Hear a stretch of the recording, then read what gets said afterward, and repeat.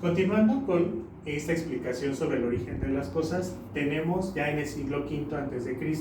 a Heráclito. Para él, el origen de las cosas está en el cambio constante. Por lo tanto, él decía en sus máximas expresiones que todo fluía, haciendo referencia un poquito a que él ponía como ejemplo que una persona no se puede bañar dos veces en el mismo río. Y explicaba que una persona que entraba al río, pues obviamente se bañaba con esas aguas, pero que si lo hacía en otro momento dejaba de ser el mismo porque había cambiado, pero también el agua se renovaba constantemente. Por lo tanto, no se podría explicar que se pudiera bañar dos veces en ese mismo lugar. ¿Esto que implica? Que obviamente todo lo que hay está en constante cambio y por lo tanto se mantiene en constante movimiento, por lo tanto siempre está fluyendo. También perteneciente al siglo V tenemos a Parménides. Él nos decía que el origen de todo estaba en la razón, es decir, que todo lo que había o lo que existía era creado por la mente humana, por toda esa parte intelectual o por esa parte cognitiva que ahora le conocemos. Esta parte de la razón nos permite saber o creer o pensar de alguna forma que todo lo que existía en el universo, todo lo que viene en nuestro alrededor, pues obviamente estaba o era consecuencia de nuestra propia producción. También perteneciente al siglo V vamos a tener a Pitágoras. Para él, la importancia del origen de las cosas radicaba a través de los números. Recordamos que Pitágoras es una de las personas que se dedicó a la astrología y que de alguna manera el estudio de los movimientos de los astros, el movimiento de los planetas, le permitió llevar a plantearse diferentes teorías a través de la medición. Y por lo tanto los números van a servir para explicarnos el origen del todo. Recordamos también que Pitágoras funda una religión basada en estos conceptos y de alguna manera le sirvió que durante mucho tiempo tuviera diferentes seguidores, por lo tanto surgiera la escuela de los pitagóricos. También perteneciente a este siglo V tenemos a Empédocles. Para él nos decía que el origen de las cosas estaba dado entre estos cuatro elementos: el aire, el agua, la tierra y el fuego.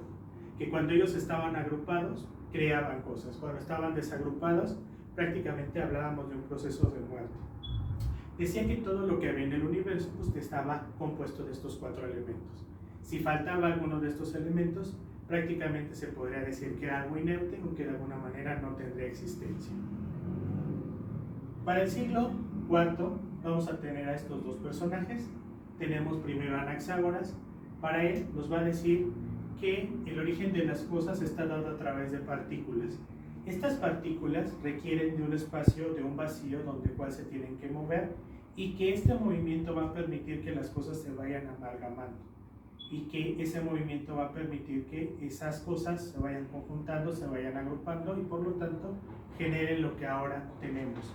En una idea muy similar tenemos a Demócrito. Recordemos que Demócrito también es seguidor de Anaxágoras y por lo tanto va a retomar las ideas de su maestro. Nada más que en lugar de partículas se les va a llamar que son átomos. Él decía que la materia, para que existiera, tendría que tener una conjunción de átomos, muy similar a las cuestiones de las partículas, y que requería forzosamente del espacio y el vacío para poderse mover. Una vez que estos átomos se conjuntaban y estaban en un espacio sobresaturado o lleno, generaba lo que es la materia.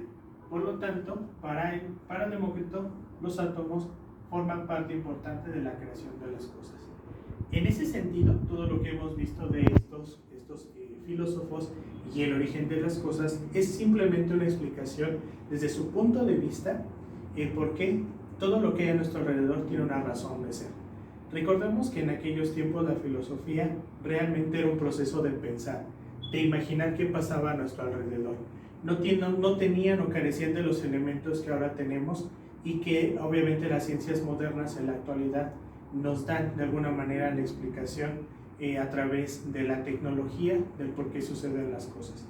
Por lo tanto, en esos primeros instantes pues nos vamos a dar cuenta que todo era a través de la observación del entorno y eso les permitió desarrollar esta parte intelectiva, esta parte de racionalizar todo lo que estaba a su alrededor, tratando de buscar una respuesta.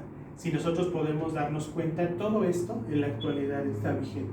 Cada una de estas propuestas sobre el origen de las cosas podemos incorporarlas a nuestra vida cotidiana. Todos necesitamos de oxígeno, necesitamos del agua, necesitamos de movernos, necesitamos o comprendemos que estamos compuestos de átomos, de partículas. También formamos parte de una contabilidad a través de los números, pero también hay cosas que nosotros hemos creado a partir de la razón. Por lo tanto, de alguna manera, esto nos ayuda a entender cómo es que la filosofía tiene una gran importancia para el surgimiento de nuevas ciencias, las ciencias modernas, que vamos a ir viendo, analizando más adelante.